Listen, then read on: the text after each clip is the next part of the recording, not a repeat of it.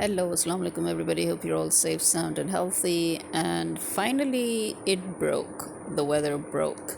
Um, After a pretty violent storm, rain followed. Pretty good rain, but I do wish it should have rained a little more. In fact, if it rains another day, that would make it perfect and ideal. The temperature outside is amazing. You have this absolutely cold breeze, not even cool, but cold breeze moving on. But as usual, the inside, hasn't cooled down enough.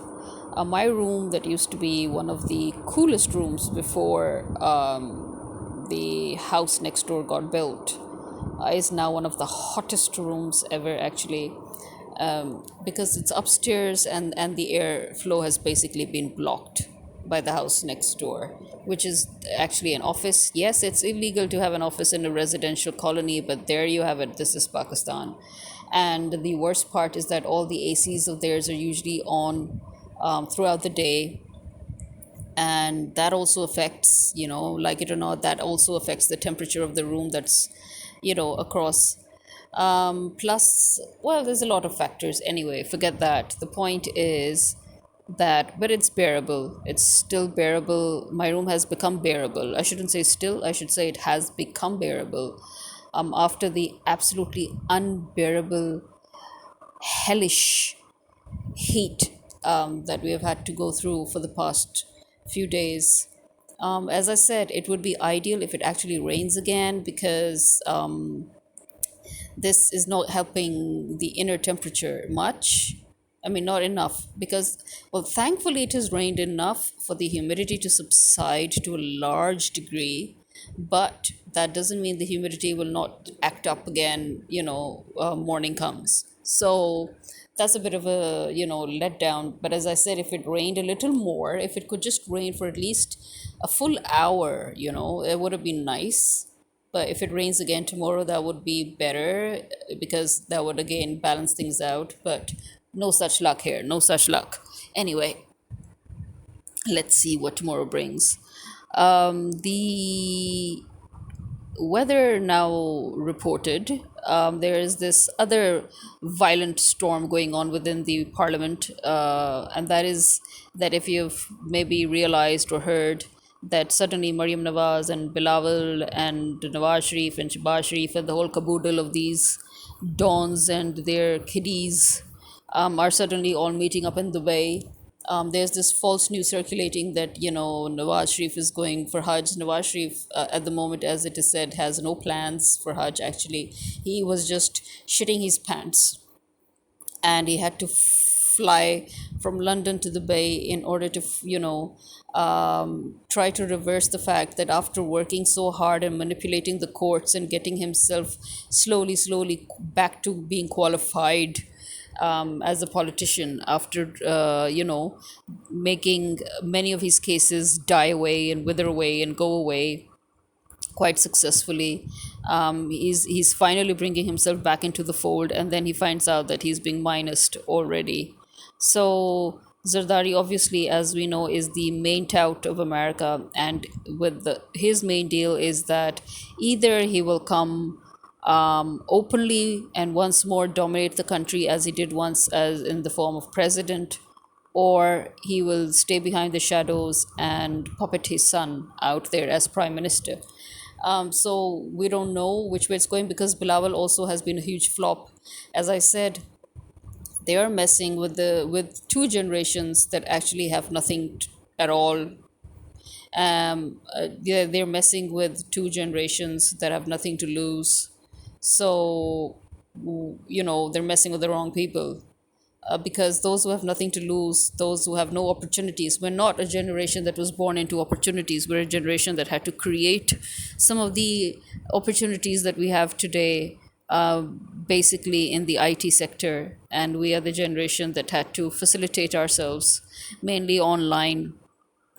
We are the generation that moved into freelancing.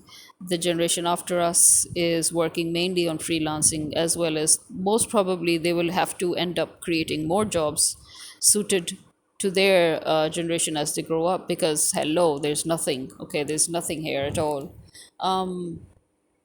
So it's only getting worse for each generation that's coming into the world. The boomers had the best and the most of it, and they destroyed it, they wrecked it, they completely messed everything up, they mucked everything up by their callous, selfish, self centered, narcissistic behaviors and attitude. They crushed all opportunities. They misused, exploited, and manipulated all opportunities. And that is why they basically just ate everything up and they squandered everything up very badly, so that there's nothing left for us or the generation after us. And they still wouldn't leave us alone.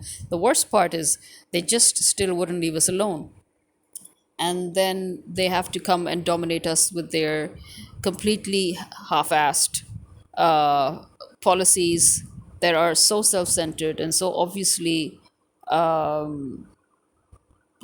self vested in self-interest. It has nothing to do with anybody else. So at this point, these people, these cockroaches, they've suddenly all just flown to the bay because they're having an emergency meeting. The emergency meeting is that they have realized that all of them together, no matter how many steps they take towards crushing Imran Khan, they cannot succeed, because the establishment is not one to be trusted. The establishment can never be trusted by anybody, neither the mass or nor the government bodies, or the institutions. Nobody can trust the establishment, and I think they've certainly realized that. They thought they were above the establishment. They controlled it. Yes, they do. They do control the establishment to a large extent via money, because the establishment is all about money. It's not about state, so it can sell itself out to anybody that gives it money. But the factor remains here that the establishment, because it can sell itself off to anybody, that is why it's not a reliable partner. And so they are right now, they've realized that they are probably all going to be at the losing end. And in order to save their shit, they're having this emergency meeting in the bay, to find out of the various options that they could somehow jumpstart in order to save themselves. So let's see what plans they're coming up with. And logic prevails in God's kingdom as it rains again.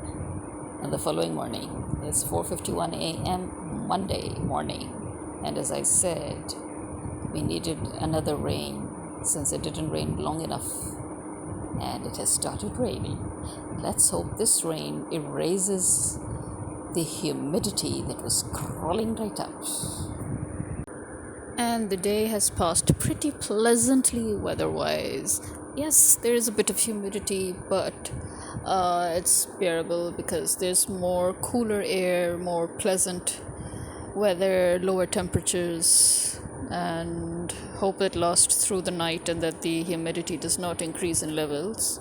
Apart from that, let's see what happens in the tedious process of fifth columnists versus Public of Pakistan.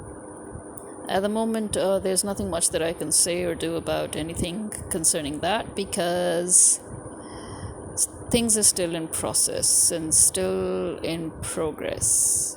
So until then, this is me signing out.